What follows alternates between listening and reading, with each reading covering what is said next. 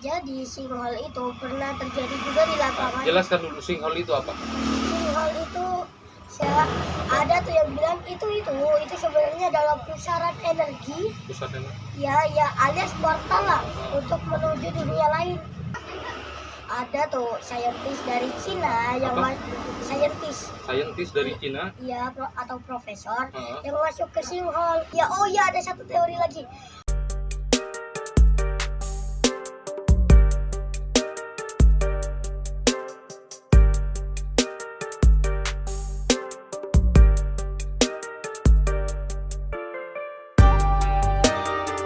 Jadi ya, ada wanita asal India yang berlibur ke Malaysia. Lalu dia pas lagi jalan di trotoar itu, tiba-tiba dia masuk ke lubang. Habis itu langsung dilihat kan banyak orang, woi tolong gitu. Habis itu dipanggil lah polisi sama pemadam kebakaran. Dicari-cari nggak ketemu. Habis itu sampai ada penyelam segala nyari, soalnya kan ada air-airnya tuh. Siapa tahu kecemplung kan, nggak ketemu juga.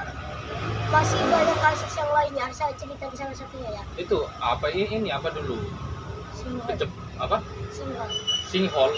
Yang jelas itunya. Sinkhole gitu ya. Iya. Jadi, apa? Kita membahas tentang sinkhole.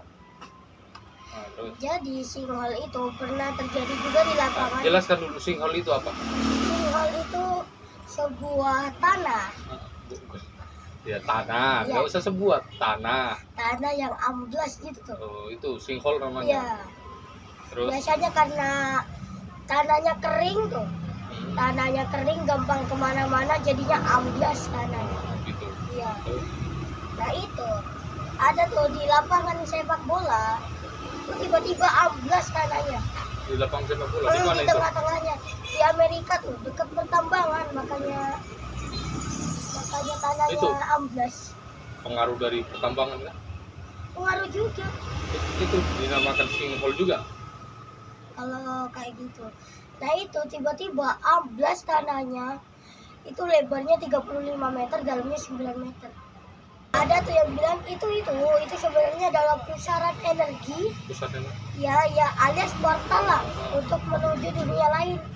Ada juga yang bilang itu adalah portal menuju dunia lain bernama dunia Aquarius. Dunia apa? Aquarius. Dunia Aquarius. Iya. Apa itu lagi? Dunia Aquarius itu katanya bumi lain yang ada di dalam bumi ini. Di dalam bumi ini ada lagi katanya. Bukan bumi, alam. Iya. Ya, alam lain di dalam bumi ini Iya. gitu ya. Itu katanya di sana ada tuh saintis dari Cina yang Apa?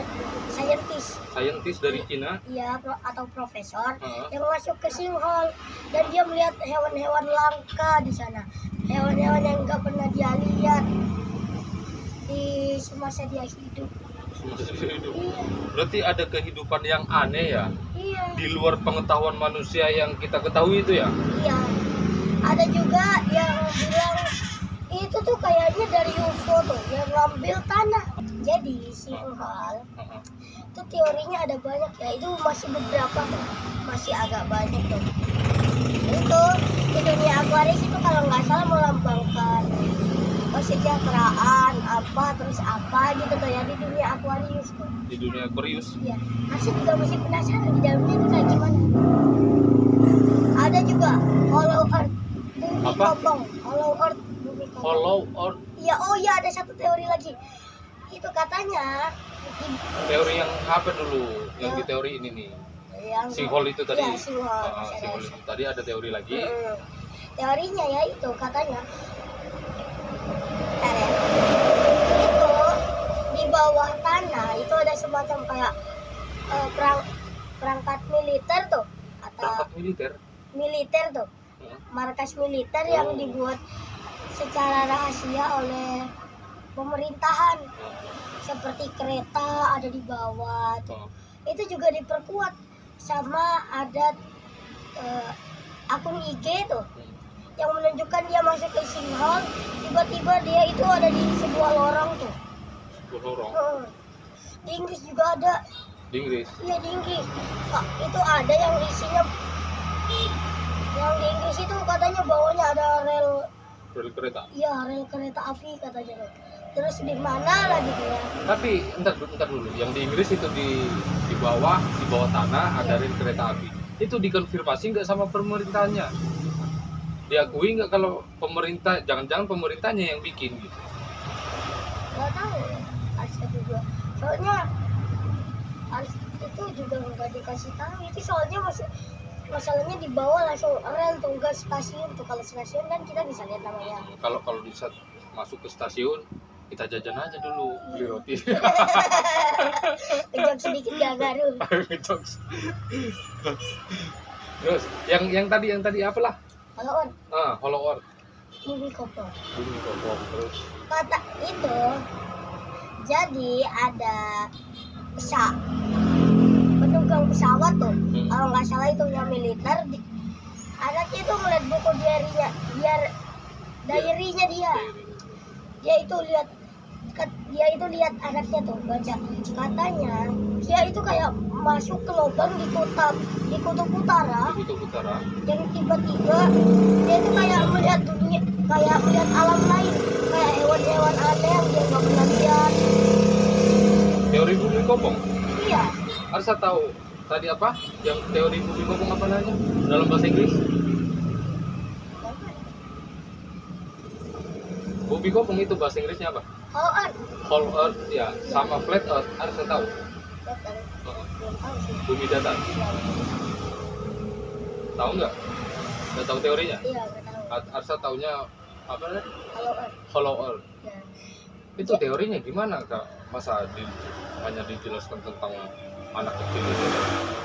Anak kecil kalau Iya. masalahnya ya itu kenapa nggak boleh dipublikasikan? Soalnya katanya dilarang sama atasannya. Kayak seolah-olah disembunyikan gitu loh ya. Kayak nggak boleh dilihat gitu kayak pas anaknya tiba-tiba bilang dipublikasikan. Katanya itu yang dibilang sama, yang ditulis sama di buku diary-nya dia. Terus? Dan Oh berarti anaknya yang membocorkan ke publik gitu? iya. Dan waktu itu juga ayahnya udah meninggal.